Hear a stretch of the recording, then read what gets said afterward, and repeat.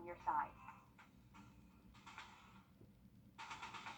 From the station that's on your side, this is News 12, First at 5. The search continues tonight for who shot and killed a 15-year-old Augusta boy. Now, days after what would have been his 16th birthday, his family speaks out in hopes of justice. But first, former President Donald Trump has been indicted on 37 felony counts stemming from his handling of classified documents after leaving the White House. Federal prosecutors accusing the former president of misleading federal investigators in order to hold on to sensitive materials that he knew were still classified, and in 2 instances, showing the documents to people without security clearance. Alice Barr reports from Washington. Uncharted territory today for former President Donald Trump, the United States legal system, and the American public watching the first felony indictment against a former U.S. president unfold. The now unsealed indictment includes 37 felony counts tied to allegations that Mr. Trump mishandled classified documents improperly stored at his Mar-a-Lago estate and resisted the government's efforts to get them back. Independent Special Counsel Jack Smith making a rare public statement.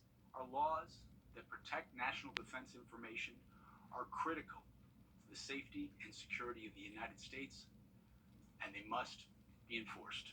Mr. Trump on the attack, accusing the Department of Justice of orchestrating a political witch hunt after announcing the indictment himself last night on his Truth Social platform. I'm an innocent man. I did nothing wrong.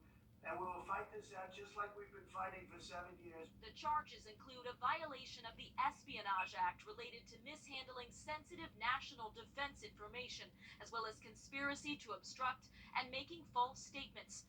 The indictment alleges that on 2 occasions in 2021, Mr. Trump shared classified material with people without security clearances, including one document described as a plan of attack and another classified map related to a military operation. A Trump aide, Walt Nauta, is also under indictment. He's come under scrutiny for allegations he moved boxes of documents at Mar-a-Lago after a subpoena was issued to get them back. Former President Trump, who announced a new legal team today, is expected to surrender to a federal courthouse in Miami on Tuesday. A court official telling NBC News a Trump-appointed judge, Aileen Cannon, was randomly chosen to oversee the trial, the same judge who a higher court criticized for handing Mr. Trump a series of unusually favorable rulings early in the investigation. Fellow Republicans are coming to former President Trump's defense, echoing his allegations of a politically motivated prosecution. President Biden made clear today that he had not and would not speak to the Attorney General about this case. Well, the city of Augusta releasing a statement on the cyber attack that hit departments back on May 21st.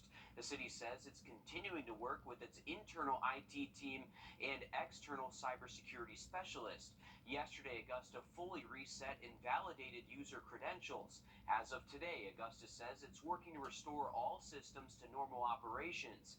A forensic investigation is ongoing to determine the extent to which sensitive information was impacted, if any.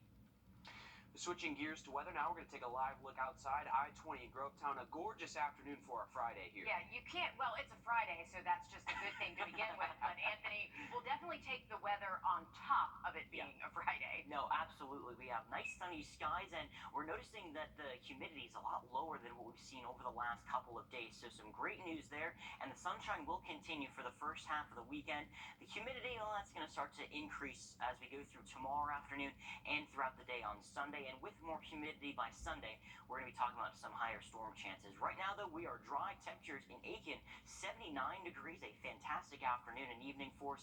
82 in Evans and 83 as you're heading out the door here in Augusta. A little bit later on this evening, we'll notice those temperatures cooling back down into the low 70s by about 9 o'clock tonight. Clear skies there, and then we're going to continue to cool things down into the mid-60s by about 11 o'clock tonight. We're not done there. Because of those clear skies and dew points staying a little bit lower, lower. We will notice those temps falling all the way back to the mid-50s for tomorrow morning. So going to be a great start to our Saturday. We're not going to repeat Friday. We're going right into the weekend. Then as we go through tomorrow afternoon, we'll notice those temps getting back to the mid-80s, 86 to about 88 degrees there. So a fantastic Saturday for us, but more in the way of those showers are going to come as we go through the day on Sunday. We'll talk more about that coming up in just a few minutes. But first, we'll get a look at First Alert traffic. And now, First Alert traffic. I will first take you outside right over our station here at I-20, exit 200. Both directions on the highway, pretty good shape right now. If you're at the state line, you don't have to worry about anything there. We go outside over Grovetown and I-20, where we do see just that typical volume for this time of day. Back outside to Grovetown, same situation right now, and we'll take one more look outside over Aiken. No traffic on this camera, but a great view of that sky. We have lots of blue sky there right now. Temperatures are still pretty nice into the 70s and 80s. We'll talk more about that forecast in just a few minutes. Thanks, Anthony. It's been 2 months since 15-year-old Zaire Person was shot and killed at a splat party in Richmond County. Now this week, he would have turned 16 years old. Instead of celebrating his life, they're fighting to find whoever ended it. It's a life they say was taken too soon. Now yesterday, investigators with the Richmond County Sheriff's Office releasing a poster asking for the public's help. They're looking for the person or people responsible for killing Person. On Wednesday, Person's family held a celebration of life and a march in honor of his 16th birthday. His mom says that this party is something he's been looking forward to for months. Now they're celebrating at his gravesite. Person's mom, Kristen Cunningham, says she did everything she could as a mother to keep him away from this kind of violence in our community. First, I felt like a failure. I know I did a good job as a mother, but it still hurt when you try to do everything to protect your child, and the one time they really need you, it's nothing you can do. And coming up tonight, all new on News 12 at 6 o'clock, we're looking deeper into where this investigation stands in Person's case. If all goes according to plan, thousands of state employees, law enforcement officers, and teachers in South Carolina will see their pay go up in just a few weeks. Those raises are included in the state budget that lawmakers just worked out after weeks of negotiation. Our State House reporter Mary Green has the details. The final state budget still needs approval from the entire General Assembly, which will be back here next week, and from Governor McMaster, who typically vetoes parts of it. But we now have a pretty good idea of where nearly $14 billion will be headed in South Carolina in the next year. This budget is a really good piece of legislation for the state of South Carolina. I think it takes care of our kids and our teachers and our law enforcement. For the second year in a row, the budget cuts the state's top income tax rate. State employees will get at least a 5% raise, and state law enforcement and corrections officers and nurses are getting a pay bump too. The starting salary for teachers will rise another $2,500, up to $42,500. More than $1 billion of the nearly $14 billion spending plan is the incentives package for Scout Motors to build a new electric vehicle plant in Richland County. The budget also includes an important request from the governor to allocate $200 million to the state's Office of Resilience for Natural Disaster Relief. That's what it's all about, compromising for a good product, and I think we have an excellent product. Also in this budget, more than $100 million is going to Clemson to start the state's first veterinary school. That had been a point of disagreement between the House and the Senate in this spending plan, and it led to something of an airing of grievances during the meeting earlier this week before the two parties settled on that final figure. Reporting from the State House, I'm Mary Green. And once the legislature approves the budget and the governor signs it, it'll go into effect on July 1st. The Richland County community coming together to honor fallen firefighter James Muller. The 25-year-old died last week battling an apartment fire. The Richland County deputies gave a special gift to the Irma Fire District yesterday in honor of that firefighter. Tim Riley wanted to honor Muller by giving the department a wooden flag that he created.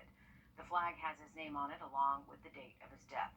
Today, Andrew with Running for Heroes will run 1 mile in honor of Muller. Irma Councilman Bill Danielson explains what he thinks would be a good memorial for the hero.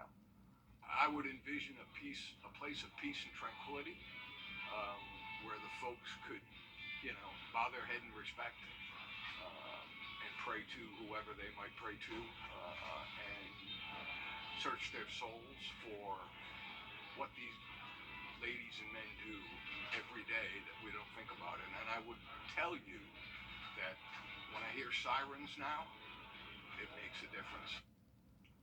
The run will take place at 6 p.m. It will be held at Crossroads Intermediate School if the weather holds up tonight, which looks like it will. Well, the Alabama inmate behind a high-profile prison break will spend the rest of his life behind bars. A judge sentenced 39-year-old Casey White to life in prison.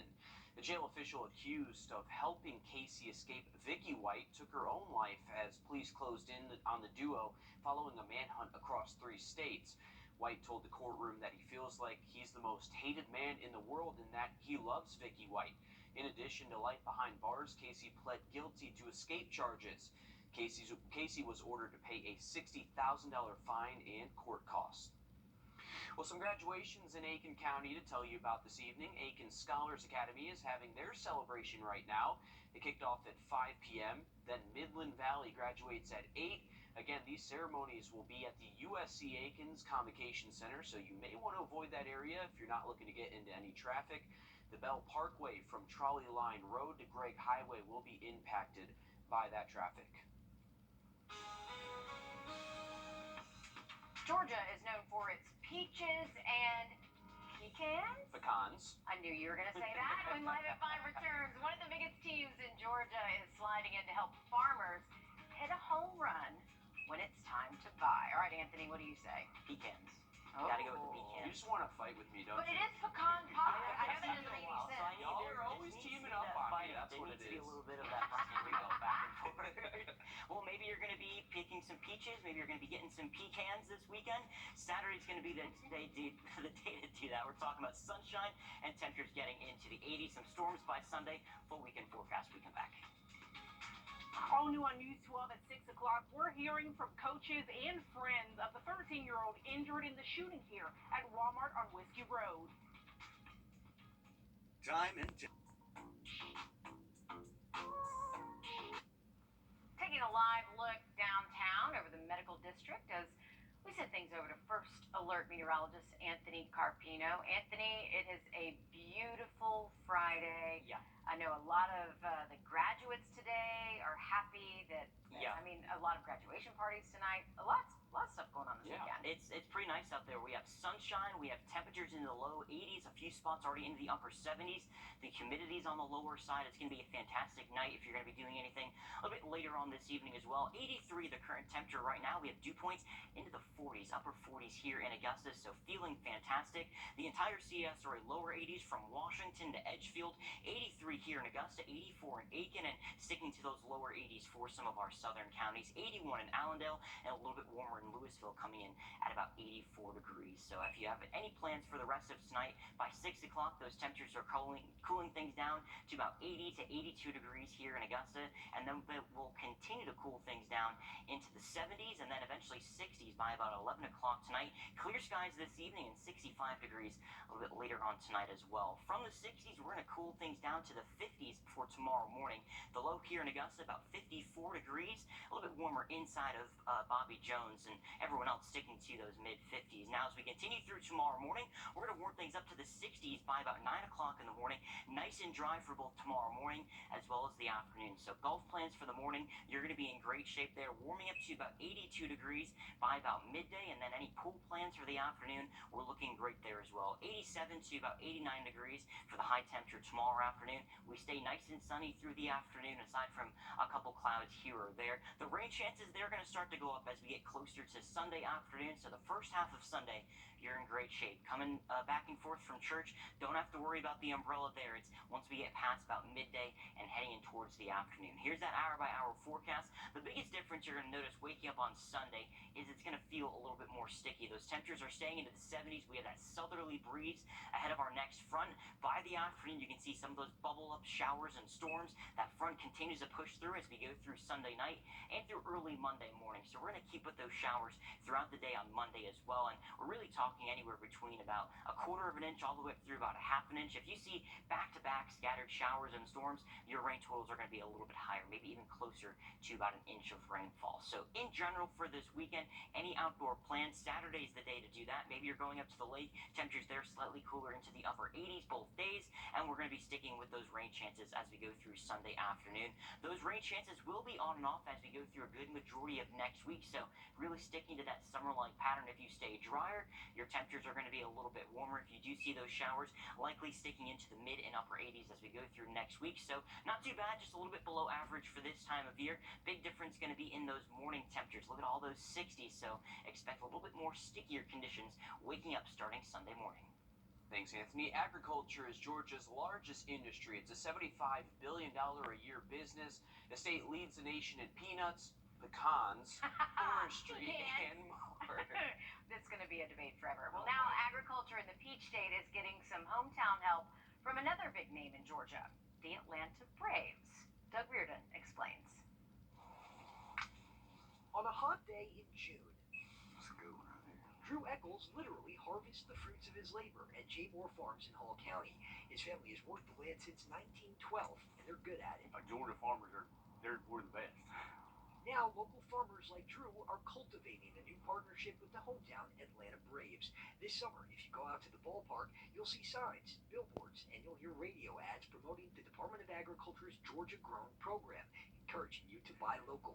Drew says it's already on a lot of minds. People come in asking all the time, is this local, is this Georgia? When are the Georgia tomatoes going to be in, or when are the Georgia watermelons going to be here? 1 in 7 Georgia jobs is tied to agriculture, so any dollars that can stay local help our state's economy.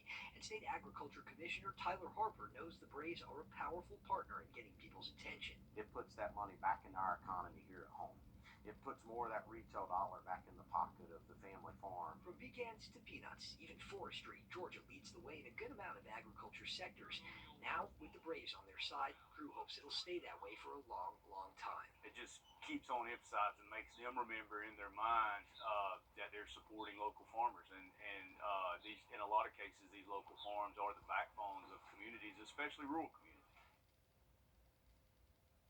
And I haven't had a peach in so long because I actually am allergic to peaches. Just learned something new about Will, and then and apples and a few other fruits as well. Yeah, I just said my best friend is allergic to apples, and he goes, me too. It's a cross-pollination with a birch tree. So yes. I'm allergic to birch trees, so my body thinks like whenever I eat an apple, I'm eating a tree. I don't know what's going on, but we need to get that figured out, I guess. Sharing Friday with Will. Well, now I know. I will offer you a peach or an apple now. Yeah, don't. I won't die, but I want to enjoy my time. Good to know. Well, I have an EpiPen at my desk, just perfect. so you know. Look, we're all sharing on this Friday. Kumbaya. Atlanta is home to so many of the movies and programs that you see on TV. When Live at 5 returns, we're giving you an inside look at one of the biggest studios built in our area. Stick with us. First, the store fashion event updates. Lionel Smith, limited to only the finest in men's clothing. 1 year after construction began at the Assembly Atlanta Film Studio, people can now start seeing the magic of the movies come to life. Carly Barnett takes us on a tour.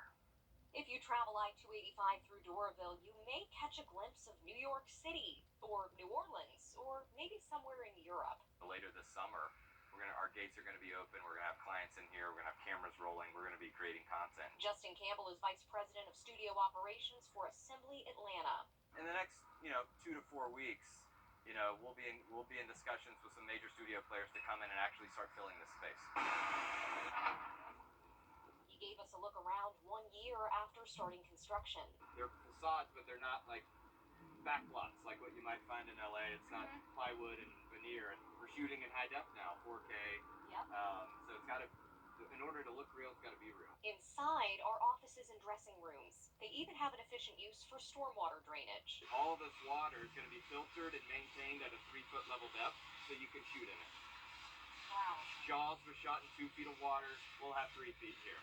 But it's not all for the silver screen. It will be open to the public too, complete with a park and future entertainment space. That's the peek behind the curtain. It kind of makes this space unique. They're working with 1 million square feet, transforming the site of the old General Motors plant into 19 sound stages across 8 studio buildings. Georgia State professor Brendan Dicker talks about the impact. There's a confidence in our state to say, hey, we've had this incentive here for the last 15 years. We've had this growth. And I think to see Assembly come online and to be able to grow that market is amazing. And I think we're going to see so many more films come into the state because of that. It's among the largest studios in metro Atlanta, now starting to take shape. Okay, that's pretty cool, though. Pretty awesome. Yeah, when it comes to the writer's strike, though, Campbell says it really hasn't affected their work.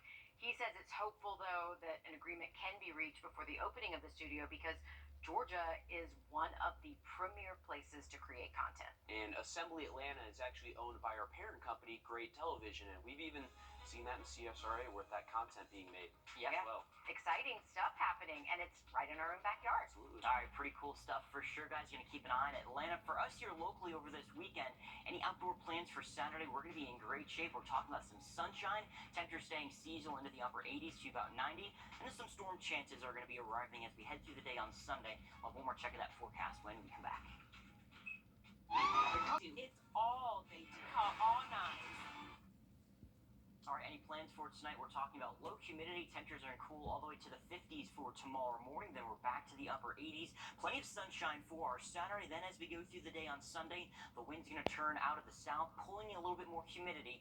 And then we're going to see some of those showers and storms starting to work their way in from the west. So keep an eye on Sunday afternoon. The chance of rain is going to be going up there. Temperatures, though, still close to about 90 degrees. Then 80s and more showers for next week. All right, thanks, Anthony. That's all the time we have, but stick with us. We have much more news and weather coming up after a short break on News 12, live at 5.